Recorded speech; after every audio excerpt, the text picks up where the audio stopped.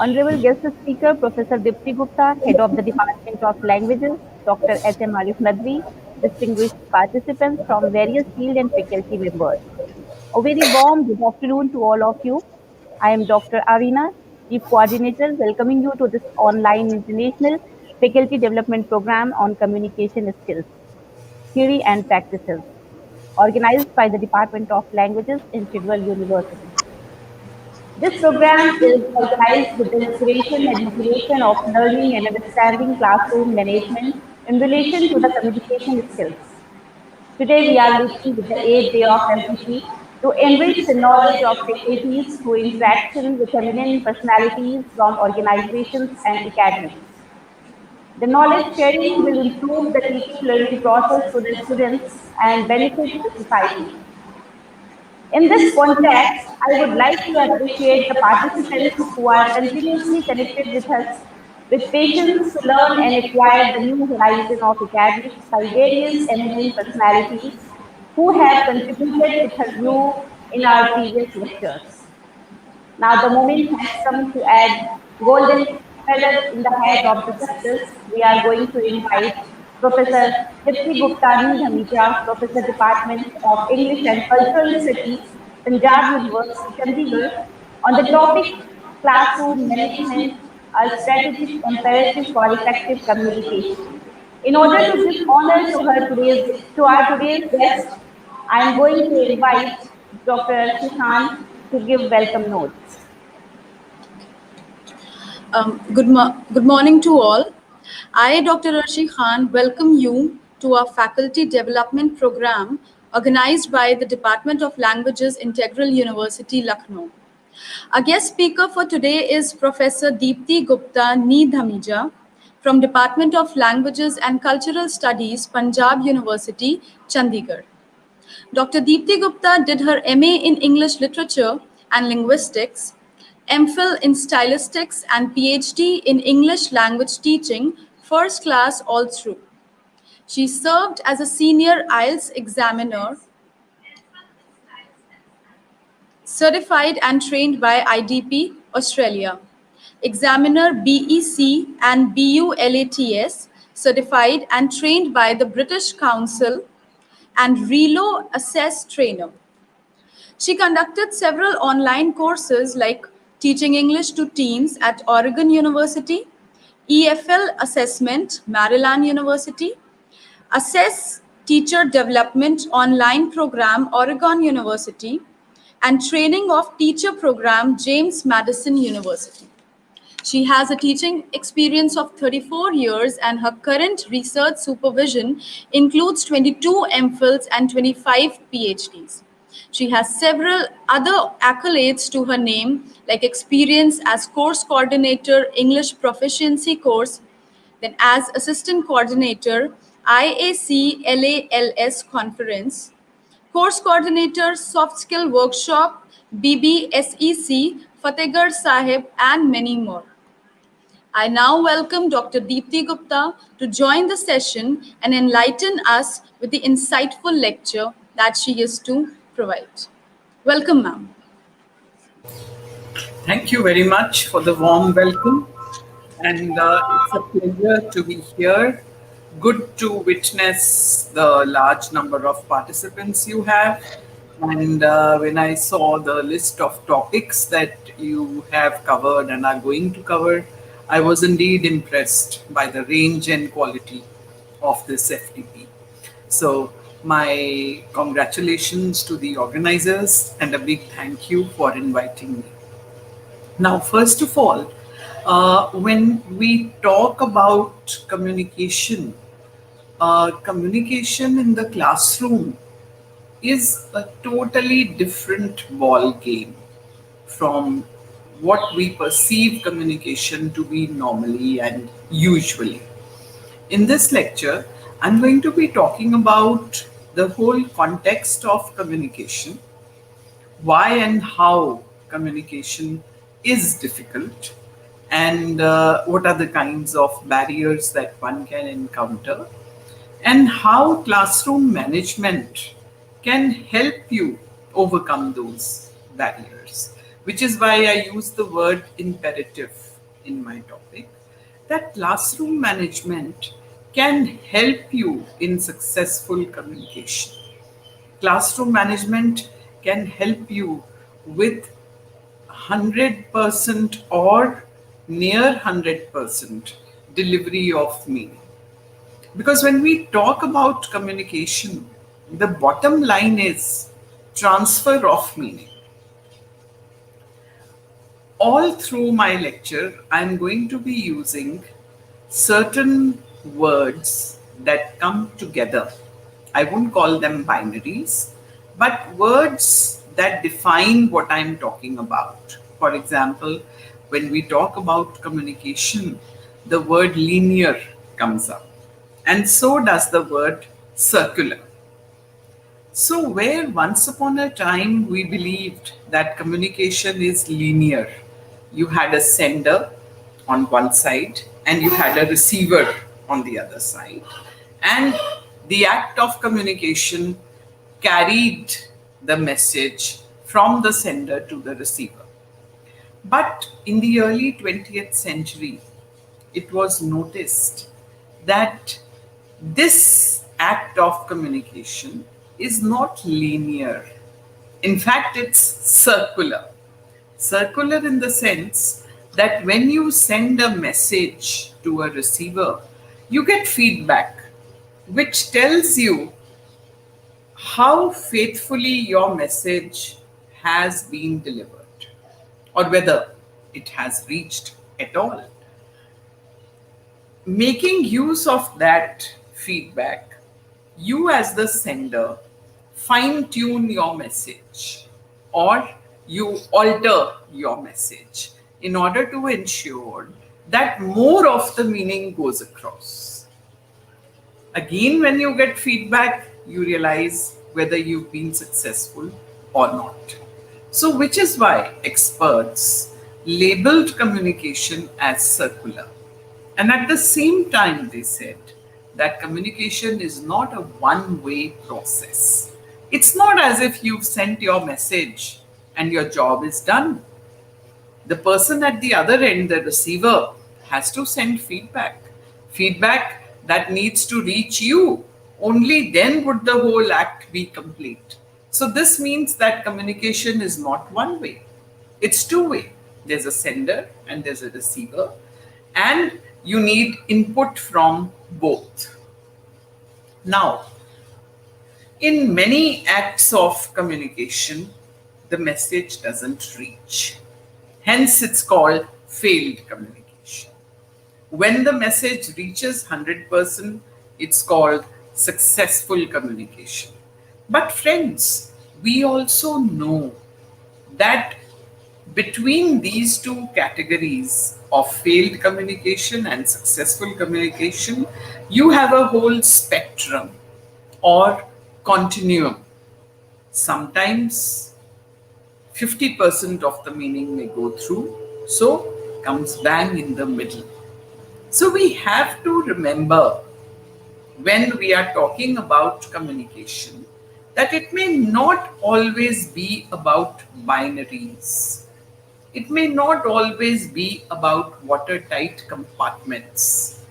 Rather, it may occupy a space on the spectrum or continuum between the two binaries. Now, classroom communication is a classic example of this. When we classify communication, we talk about mass communication on one hand, then we talk about individual communication on the other, which is one-to-one communication. Mass communication is when a communicator is communicating with a huge group. Now, our communication in the classroom as teachers is not individual all the time. It is individual some of the time, especially when you are giving feedback to a student, or perhaps you are rebuking a student, or you are encouraging a student, praising a student. So that is one-to-one. But on the other hand, you address your whole class every day. Also, sometimes it may be two or three students, or it could be two students, or it could be a group of 10 students. So, you see, again, classroom communication falls somewhere on the spectrum from mass communication to individual communication. Of course, I'm not even thinking about the kind of classes that my generation has taught. I've taught 150 students in one go, which is more of an election rally than a class which has classroom communication. So you have, where our country is, where India is concerned, you have this tremendous set of experiences that you won't get anywhere in the world. Where else would you teach a class of 150? Now, thanks to the guidelines of the UGC and other such bodies, we've got smaller classes and manageable classes. So you are somewhere on this spectrum between mass and individual. And friends, you have to remember that in the very act of communication, it's written that 100% of the meaning seldom gets conveyed. Seldom gets conveyed. So, as teachers, what is our responsibility? That the maximum percentage of meaning gets conveyed. We accept the fact that it may not be 100%, but we also realize that it should not be below, say, 80, 85. The transfer of meaning through the effort of the teacher is on the higher side. On the scale, it's beyond 70, 75%. So you see, classroom communication by itself is a very, very complex act involving a huge number of barriers. You've got the psychological barriers on one side, and you have the physical barriers on the other. Now, having 150 students in class is definitely a physical barrier of number. Or if there's somebody who's hammering away at a door outside your class, that's a physical barrier. Or there's no electricity in the class and your learners are feeling very warm, they can't focus. Or these days, when we have online classes, if there's a power breakdown and the learner cannot connect, it becomes a physical barrier. But every barrier, whether psychological or physical, impacts communication. And in its own way, it takes away from the transfer of meaning. So when we talk about the psychological barriers, they are pretty typical in a classroom. A student is going for a movie after the class, so the student cannot focus in the class and is lost somewhere. Or there has been some kind of mishap at home, so the student is under some kind of trauma. Or the student simply doesn't like the subject or doesn't like the teacher. If all of us think back to our student days, the classes where we learnt the most were the classes in which we liked our teacher the most. So how do you explain this psychological fact? That when you have a teacher before you of whom you approve and you admire, so you study better. The communication is better. So which is why these psychological barriers are the biggest problem in classroom communication, along with the physical barriers. Now, I want to link them to our practices of classroom management. Because you see, communication does not exist in a vacuum. And communication in the classroom is no exception. The classroom is like a whole paradigm of factors It is its own universe, its own ecosystem, with its own rules, procedures, and practices. Classroom management has been defined by many experts in many ways. I'm just going to give you a very general definition. Classroom management refers to the wide variety of skills and techniques that teachers use. Wide variety of skills and techniques that teachers use to keep students organized, orderly, focused, attentive, and academically productive in the class. So, as a teacher, you have in place skills and techniques that keep your learners organized, orderly, focused, attentive, and academically productive. Even the act of having a lesson plan ready for your class is an act of classroom management. When you think for a few seconds, what am I going to wear tomorrow? That again becomes an act of classroom management and also an act of communication because it's a part of non-verbal communication. So you see, classroom management impacts every aspect of classroom teaching. Because simply put, communication is the tip of the iceberg. The iceberg is all your decisions, all your practices vis-a-vis your class. Now, obviously, if you are a PhD in your subject, and obviously you were born many years before your students were born, you have an edge over them in terms of the understanding of the subject, in terms of the sheer knowledge you have gathered. So, when you communicate in the class, your communication style could be a style of talking down, where you say blah, blah, blah, blah, blah, blah, this, and you rush over the elementary facts because you know them all. So that becomes talking down. Or if somebody asks you a question, that reminds me, if you have any questions, you can type them in the chat box and I'll be happy to take them up as and when.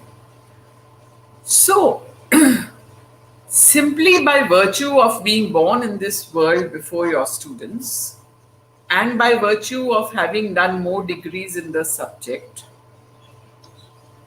teachers are not even aware of the fact that they are talking down to the learners, which becomes a very big barrier. The learner feels shy asking questions. The learner is on the defensive, and the learner is worried that I'll be labeled stupid if I ask a silly question. So you see how your communication style creates a whole new barrier for your learner. Plus, if you choose the teacher-centered style, everything in your class is about you, not about your learner. Again, that acts as a barrier in communication. So, friends, I'm sure you are going to ask me this question. Is there something about my life and personality which does not impact teaching? And the very simple answer would be nothing. Even your personal life impacts teaching. Because in your classroom management, if somebody asks a silly question, and you rebuke the student, rest assured the student will never ask a question again. Because instead of responding to the query, you are reacting to the query. So you see, every little bit, the way you walk, the way you talk, the way you conduct yourself, the way you dress up, the kind of bag you carry, the kind of correction notations you write in the notebook, every little thing is a part of that whole paradigm called classroom management.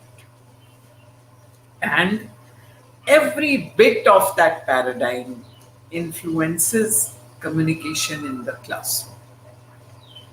Suppose you have a classroom in which learners are not very happy with pure English during teaching. There's no harm in using the bilingual methodology. As it is, most of us are bilingual in the class so that every learner understands. What is the purpose of bilingual methodology in the classroom? By and by, you reduce the amount of the mother tongue. By and by, you reduce the incidence of the mother tongue and you increase the incidence of the target language. Or if you are not teaching a specific language, you are teaching a subject.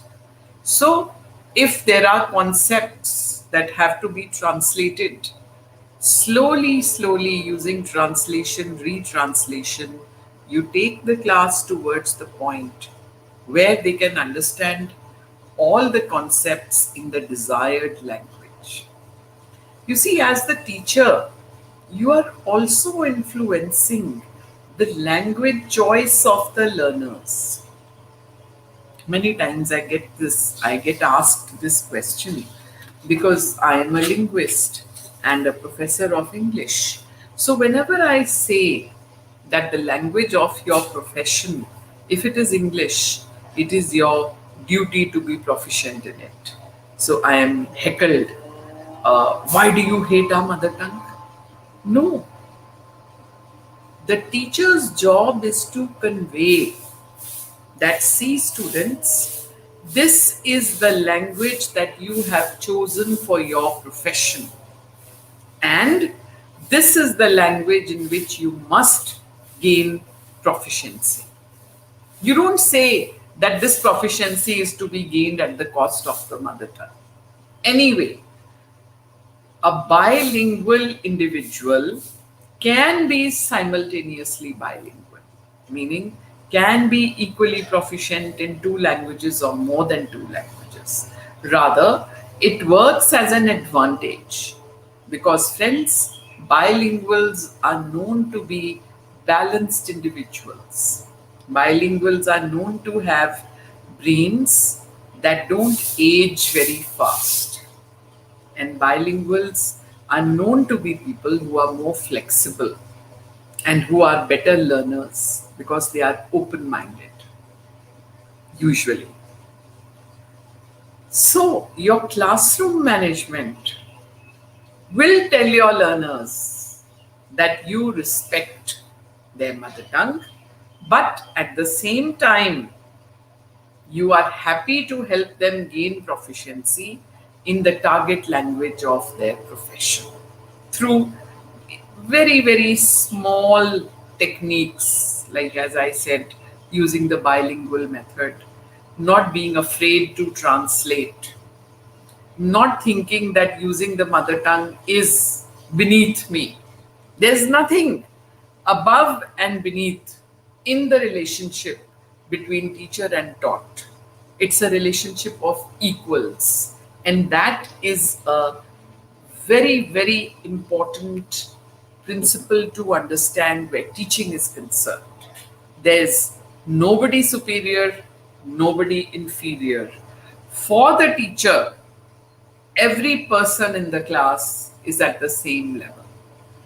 Which is why in the learner-centered classroom, the teacher cannot be the sage on the stage. You know, or the Lord on Mount Olympus. The teacher is not God in the learner center classroom. And also, the teacher is a participant, the teacher is a facilitator and a manager where the classroom is learner centered. And friends, if you make the choice of having a learner centered classroom instead of a teacher centered classroom, you are actually choosing effective communication. Because the moment you enter the learner centered classroom, you would have a set of learners who get greater opportunities to speak up, who are better participants in the whole process of learning. So, your choice of communication style is a choice based on classroom management. You decide, this is how I'm going to manage my class. Now, where the testing is concerned, how does testing impact communication? Again, there too, you see, you've got to remember that whatever you do is a message to your learner. If you take a test, for example, and after the test, all you give them are their marks. Obviously, you are communicating to them that I am not concerned about your improvement. I don't even want to point out the areas where you could have done better. I am just concerned with tabulating your marks. But if you go to class and you say, well, all of you have done pretty okay, and I'm going to give you your individual feedback in order to show you what are the areas in which you could have done better. So, the second message is a message that receives a better response from your class. So, always remember, in terms of the communicative quotient of the class, there is a difference between evaluation and feedback. And feedback means sending the message, sending the communication that every learner matters, that the improvement of every learner is important. Now, I'm sure you're going to ask me the question, what about the online mode? What about the digital mode? Because all of us have been teaching online. Our whole lives are based on this digital engagement. So, again, where the digital engagement is concerned, you've got to find your own ways and means. For instance, I take my classes on the Google Classroom, but when it is time for a class test, I request my students to send me their answers through email, to my personal email, because that way I can respond to each email seamlessly. And I don't give them the marks in that email. I simply tell them, well, this is where you need to improve. You've done well, but these are the areas in which you could have done better. The use of punctuation or the spelling errors, whatever there is. So, this way, every learner gets focused, personalized feedback. Many times they come back and say, ma'am, what about my score in this test? Now, here again, your decision on the assessment in your class impacts communication. Because if you say there is going to be summative assessment at the end of the semester, again you are communicating to them that you matter to me as a student, as an examinee, only when it's time for examination. Whereas we all know, in terms of backwash, every exam is important for the teacher, right? So, I would suggest convey to your learners that you are interested in formative assessment, not summative assessment. This is one very big learning from online teaching, because the moment you say summative assessment, the learners reach a level where they don't want to engage with the teacher till the end of term exam. But if you say that my feedback and evaluation are going to be formative meaning all through the semester, you will notice that communication between you and the class improves, and you have a set of learners who are truly interested in what you're doing in the class, who want to engage with you in the class. Why? Because they're worried about that formative assessment. And we also have to remember that these students whom we are teaching, they are all digital citizens of the world. They are already engaging with so many things on the screen. So, how are you going to capture their attention? I'd like to share an interesting episode with you. When we started teaching online, I was doing a couple of very complex texts in the class, in their literary theory class. So I would just randomly ask any student, okay, now this is what we've read. What is your take on this? And in most cases, the student would type in the chat box, I'm sorry, I can't unmute, or I'm sorry, I can't switch on my video, or I'm sorry, I haven't read this part. So I got totally sick and tired. I said, well, I've been teaching you this for a week. Why can't you jolly well speak up? Then one or two students very hesitatingly sent me a message on WhatsApp. Ma'am, when you call one of us to speak up, since your class is the early morning, 8:45 class, most of us are half asleep, or we are not in the proper attire to switch on the camera, or at that point of time we get flustered. So I thought of a solution. What I started doing was that if I was going to ask a CCQ, I'm sure you all know, concept checking question. If I was going to ask a CCQ, I would type in the chat box, so and so, I'm going to ask you this question during class, so be prepared. Now, that had a wonderful impact. That the moment I said I will be asking, the students were ready to switch on their video and answer the question. So you see, it's a very small thing, that level of comfort. As I told you earlier, most of the barriers we face in communication are psychological barriers, which can be removed through a little bit of motivation. Motivation is a very important pillar of classroom management. You've got extrinsic motivation, where you offer a reward or a certificate or something in return for whatever a student has done.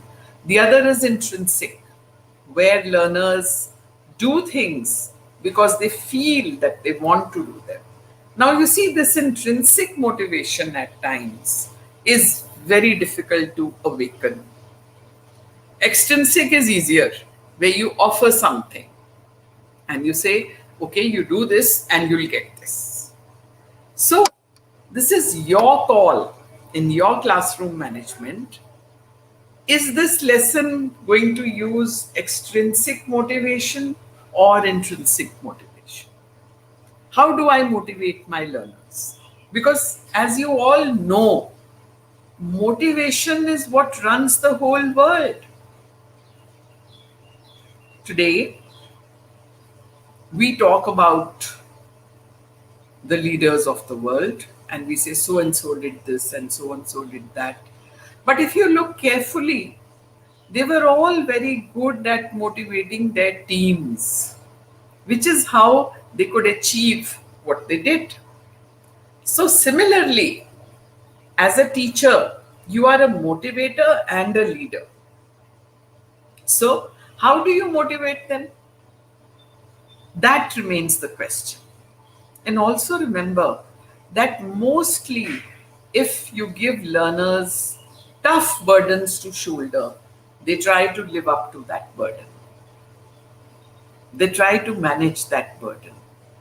So, a part of motivation is trusting your learner that yes, your learner is capable of doing such and such thing, or making your learner feel capable. Lesson planning is a very important pillar of classroom management. It is there where you decide, well, I'm going to teach this lesson in class. What is the ratio of student talk time and teacher talk time? Because in the online mode as well, I've noticed that teachers talk more, learners talk less, many times for technical reasons, many times because teachers feel that I've got to finish the syllabus, let me not waste time. But you see, that engagement is very important. Ideally, the student talk time and teacher talk time ratio should be 50-50. They should, but I am a fine one for saying that. After speaking on and on for 37 minutes, now I remember student talk time and teacher talk time. But see, in an ideal world, it should be 50-50. So encourage your learners to speak up. Who is an effective communicator? An effective communicator is not just the person who himself or herself communicates well, but an effective communicator is the person who creates a paradigm of effective communication. As teachers, we sometimes feel an urgency about speaking all the time. Try shifting the role of communicator to your learners. For instance, give them group assignments. You've got a lesson which is pretty lengthy, and you know that the class is going to get bored listening to your voice. So, invite 2 or 3 pairs of students to co-teach with you. And you'll notice that the class will sit up better, will pay attention more. And remember, since we are living in a world full of multimedia, in online teaching in particular, to maintain that communicative excellence, we would need to employ many kinds of devices. Just the engagement online in the lecture mode is not enough. You could set up a Google Classroom where you post so many things that you want your learners to read and see. You see, this is a very big advantage of online learning, that the world is your oyster in terms of materials. And every material you post in the Google Classroom is a statement in communication. It's a communication to your class. So add multimodality to your communication. Post in the Google Classroom, share small files or small graphics on the WhatsApp group. Or while you are teaching, try using videos, try using materials from all over the world. Now look at this FDP. How could we communicate with people from so many countries, with teachers from so many backgrounds and societies? Because of the digital mode. So the digital mode is not always something that chokes off communication. Rather, it can also give you ways of engaging better. So when you plan your lesson, think of the multimodality of your teaching. How am I going to reach out to them? Think of what you're going to do before the lesson, pre-lesson. What is the lesson? What is the pre-lesson? Am I going to send them some materials that they need to read before I teach this? Am I going to send them these materials so that when I finish the lesson, they can read these? Am I going to plan some tasks and activities before the lesson, during the lesson, after the lesson? Or if it is a part of the syllabus that has always posed problems, keep a Google feedback form ready. Circulate it in the group. Ask them to fill it up within 2 days or 3 days and send it back to you. So you see, friends, there are lots of opportunities where classroom management can help you to fine tune your communication, to keep the channels of communication clear. And also, when you are planning something to do in the classroom, make sure that you keep changing the mode of engagement. If it is individual most of the time, start using prayers. Encourage learners to pair up with other students with whom they normally don't have much of an interaction. Encourage them to work with groups in which they normally would not work. So there is a feeling of give and take in the classroom. Because after all, what is communication about? Communication is about this two-way process, this give and take. And if we are successful in this give and take to a large degree, so that makes the classroom a very good paradigm of communication. So, as teachers, we need to remember that the words that we use in the classroom are just the tip of the iceberg. The whole iceberg is the set of decisions that we make about teaching, the set of activities that we carry to the class. When we all decided to become teachers, I'm sure each one of us had some teacher in mind, maybe from school, college, or university, and we felt one day I want to grow up and become like this person. So remember, your learners are also looking towards you for that inspiration. Will I be like ma'am? Will I be like sir when I grow up? Or I want to be a teacher because I want to be like sir. I want to be like ma'am.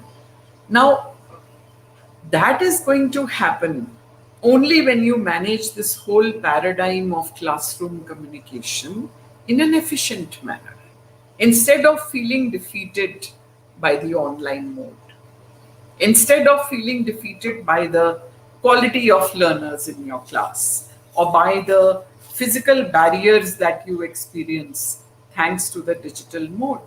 Because the moment you think of a barrier in communication, the solution will automatically suggest itself to you because you've had years of practice managing these barriers. So, friends, I'll stop here with a very strong message to you that it is your practices in classroom management that are going to help you keep classroom communication effective. So I'll stop here, and if anybody wants to discuss or you have something to add to the discussion or you have a question, please go ahead.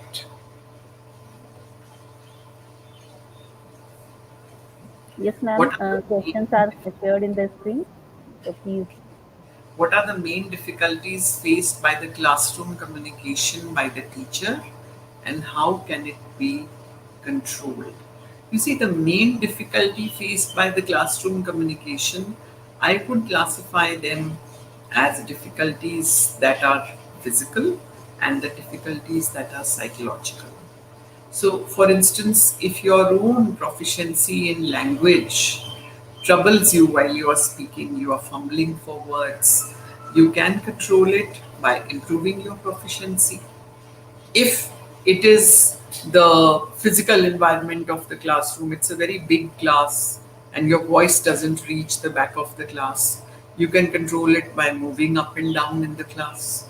Or, as I said, in the online mode, if you feel that you face the difficulty that your learners don't respond to what you are saying, you can wake them up through the chat box, or in the beginning of the lecture, you can name a few learners. Well, you are going to do this with me, you are going to do this with me, and you are going to do this with me. Now, the difficulties faced during classroom communication are going to vary from class to class. They are not going to be the same for every classroom. We've also got to remember that. So, your solutions will also be tailor made. Your controls will also be tailor made. I'm going to put my email in the chat box. So, in case any of you wishes to communicate with me in this area, you are most welcome. And we have the next question, please. What are your views on NEP 2020, which suggests to teach in regional languages? Isn't it a barrier in technical education? Yes, Khushbu, I'm glad you asked that question because I was very happy with the NEP 2020 in the sense that it recognized the multilingual character of our society. Because India is proudly multilingual as compared to the rest of the world. We are proudly multilingual and teaching in regional languages. Now, see, you cannot throw the baby out with the bathwater. Yes, teaching in regional languages can be a barrier in technical education. At the same time, there can be some subjects which would be very, very successful in the regional languages. So here we would need to categorize, and I always feel that when we implement a national education policy, that implementation has to be with a high degree of critical judgment. What will work and what will not work?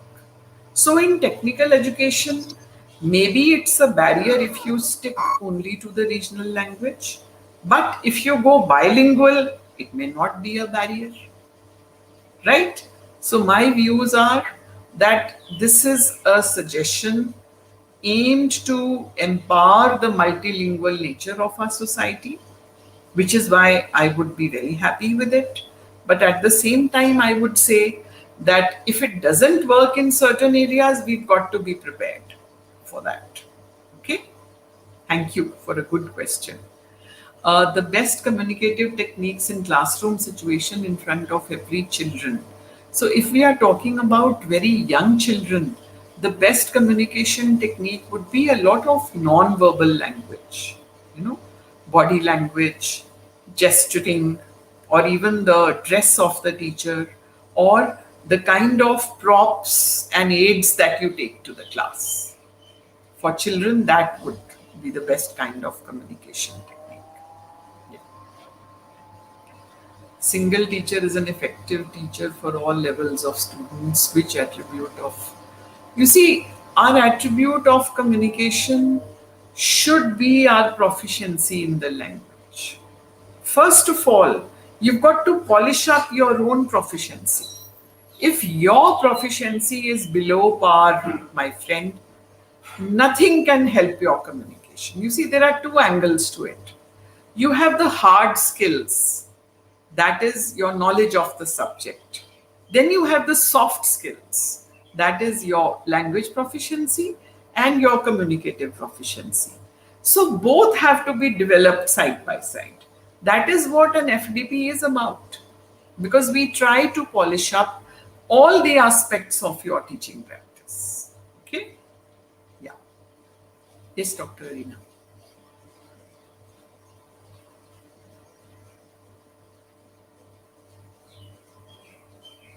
Is there any other question, Dr. Arina?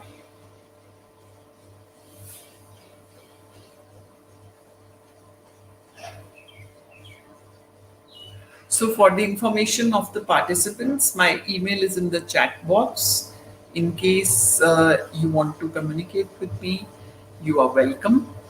But I would suggest, as teachers, we work on the aspects of our classroom management, and then we work on our communicative proficiency, because they both go hand in hand. You see, if your words are giving one message and your actions are giving another message, suppose you go to class and you say, "Oh, we are going to do a very interesting topic today." Obviously, your class is not going to get the message. So, your non-verbal communication and your verbal communication must match. And many aspects of classroom management are a part of non-verbal communication. So, they have to match your verbal communication in the classroom. So, when we say classroom communication, that is just a small tip of the iceberg. The whole iceberg is the way you conduct yourself in the classroom. The whole iceberg is your entire teaching practice. And in fact, the kind of work you've put in. Many times when some student comes to me and says, "Ma'am, I want to join teaching," my first question is, are you open to learning? Because a teacher is always a learner. Remember, in the classroom, if we have complete autonomy as teachers, one of my old teachers had a very nice statement. He would say, "I am the king in my classroom." So for that king to deliver, that king will need certain qualities of head and heart. A king cannot be a Hitler. At the same time, a king cannot be a pushover that anybody can walk over you. So it's a matter of handling that continuum between Hitler and walkover. Okay. Yes, Dr. Arena, do we have some more questions? No, ma'am. Thank you very much. Thank you very much, ma'am, for your such an insightful lecture. It was really thought-provoking and excellent one that we require for upgrading our knowledge and understanding. Now, I would like to invite the head of the Department of Languages, Dr. Hafiz Muhammad Arif Nadvi, to give you a vote of thanks. So, please. Very, very good afternoon, ma'am. Good afternoon. Thank you for your gracious presence, ma'am. You're welcome. No. Minimum words, maximum matter.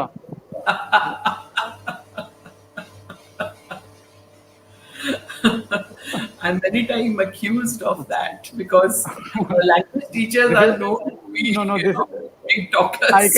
Ma'am, I can understand the essence of communication. This is the essence of communication. Right. Okay, just you presented the distilled water, like distilled water. बड़ी बड़ी मुश्किल से होता है चमन में दीद अवर पैदा. वाह, क्या बात है. हजारों साल नरगिस अपनी बेनूरी पे रोती है, बड़ी मुश्किल से होता है चमन में दीद अवर पैदा. So really, ma'am, we enjoyed your presence, your wisdom, okay, your gracious presence. I think this is the biggest day of the program, faculty development program, as we have the great personality like you with a lot of academic background, ma'am. Naturally, it is my duty to propose a word of thanks on behalf of the entire faculty of the Department of Languages. So I have a few humble words to thank you and all participants who have been attending all the sessions with enthusiasm, passion. Ma'am, we would not like to further kill your precious time. Thank you for sparing your precious time for us. and attending this and making this session very memorable, historical in terms in all respects of academic journey, ma'am. Thank you all, especially all participants and especially you. Thank you very much. Thank you, ma'am. Thank you very much for inviting me. Thank Thank you, Dr. Arif. Thank you, Dr. Arena. All the best for the rest of the program. Thank you, ma'am. Thank you, dear ma'am and participants. Your presence made this day a memorable day. Thank you for delivering such an insightful lecture and participant for listening, for inspiration, for encouragement, and for being here. And most importantly, for giving your time, making your presence and feedback. Thank you. You are a wonderful audience, and we hope that we will complete the journey together. Once again, thanks to hard work that all the team members have done. Take care. Have a nice day.